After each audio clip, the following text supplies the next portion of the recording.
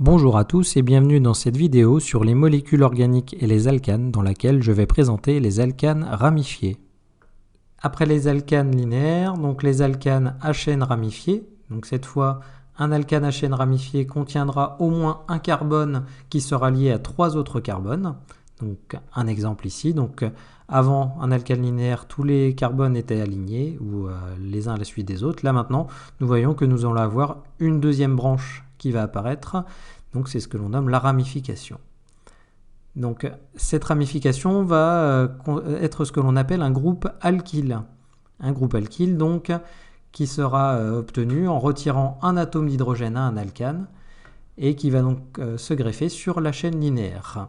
Donc pour avoir le nom des groupes alkyles, il sera là encore constitué d'un préfixe en lien avec le nombre n de carbone et suivi cette fois de la terminaison -il. Donc préfixe plus -il pour la formation du nom du groupe alkyle. Ce qui veut dire que les groupes alkyles les plus courants qui vont être rencontrés seront CH3- qui va correspondre C, donc un seul carbone, donc N égale 1, ça sera donc du méthyle. Ensuite CH3, CH2, 2 carbones, après meth c'est eth, donc ça sera de l'éthyle. Et enfin, plus rarement, 3 carbones, donc CH3, CH2, CH2, qui sera donc du propyle. La nomenclature des alcanes ramifiés sera plus délicate à obtenir et il faudra suivre une méthode pour pouvoir aboutir soit au nom connaissant la structure de la molécule ou alors l'inverse. Donc, la méthodologie est la suivante. Tout d'abord, on identifie donc les différentes parties de la molécule. Donc, tout d'abord, la chaîne principale qui sera la chaîne linéaire la plus longue. Ensuite, on identifie les groupes alkyles de la chaîne principale. On numérote la chaîne principale pour que le numéro de l'atome de carbone qui sera porté par le premier groupe alkyle soit le plus petit possible. Une fois ces premières identifications faites, on va établir le nom de la molécule. Donc, tout d'abord, la chaîne principale donc, qui donnera le nom de l'alcane. Et ensuite, on place devant le nom de l'alcane les noms des groupes alkyles précédés des indices de position uniquement si ceux-là sont nécessaires. Quelques remarques à cette méthodologie. Les groupes alkyles donc, doivent toujours être placés dans l'ordre alphabétique. Et s'il existe plusieurs groupes alkyles identiques, on utilisera les préfixes di pour 2, tri pour 3 et tétra pour 4 et ainsi de suite. Donc je vais maintenant illustrer sur un exemple comment passer d'une formule semi-développée au nom de l'alcane ramifié. Donc je pars avec une formule relativement compliquée qui est la suivante.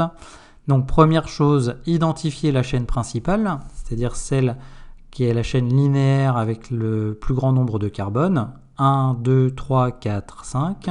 1, 2, 3, 4, 5. 1, 2, 3, 4, 5, 6, 7. 1, 2, 3, 4. Donc ici, ma chaîne la plus longue est ici celle avec 1, 2, 3, 4, 5, 6, 7, qui est donc cette chaîne-là. Cette chaîne correspond donc ici à ma chaîne principale. Ensuite, après avoir identifié la chaîne principale, je vais donc regarder donc les différentes ramifications. J'ai ici un CH3, qui est donc un groupe méthyle, un deuxième CH3, donc un deuxième groupe méthyle, et CH2CH3 ici qui correspond donc à un groupe éthyle. Dernière chose, après avoir identifié chaîne principale et ramification, voyons maintenant la numérotation des positions pour mes différents groupes. Donc j'ai deux possibilités, soit je numérote à partir de ce carbone 1, 2, 3, donc ça veut dire que mes groupes commenceront à partir du 3, 4, 5, 6, 7, soit je commence de l'autre côté, 1, 2, 3, 4, donc mon méthyle commencerait à partir de 4, je prends toujours le plus petit, ce qui veut dire que je vais commencer par numéroter à partir du carbone de gauche, ici, donc 1, 2, 3, 4, 5, 6, 7. J'ai numéroté mes carbones, je vais donc maintenant pouvoir faire le point de ces différentes informations.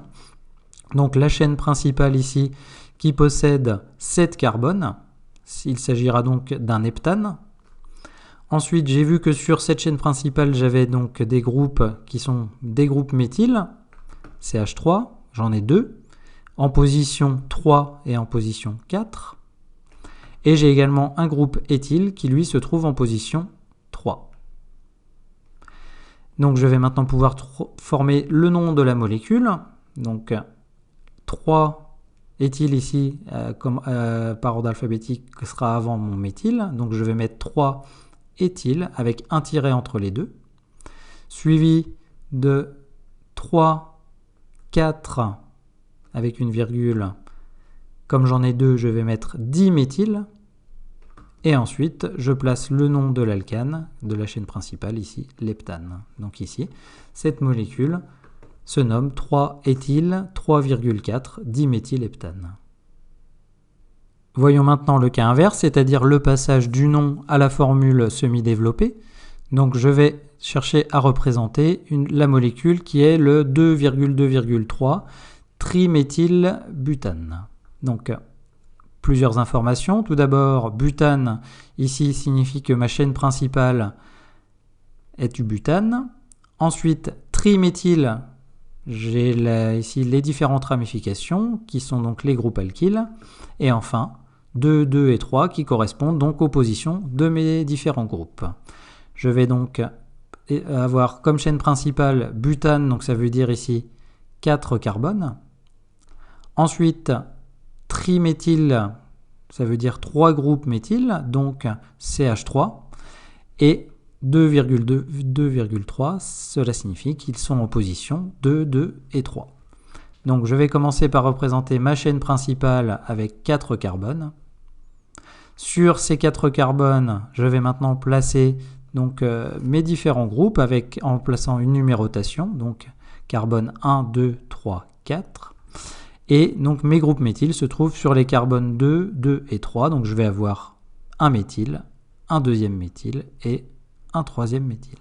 Une fois les ramifications placées, maintenant je vais compléter les hydrogènes sur les carbones de la chaîne principale. Le carbone à l'extrémité ne fait qu'une liaison simple. Il lui reste 3 liaisons disponibles, donc ça sera un CH3. Ce carbone fait déjà 4 liaisons, il n'aura donc pas d'hydrogène. Ce carbone fait déjà 3 liaisons, il lui reste une liaison disponible, ça sera donc un CH. Et le carbone d'extrémité ne fait qu'une liaison simple, donc il lui reste 3 liaisons disponibles, il fera donc un CH3. Ce qui veut dire que la molécule finale, ce sera CH3C, CH3CH3, CH, CH3, CH3, qui correspond donc au 2,2,3 triméthylbutane.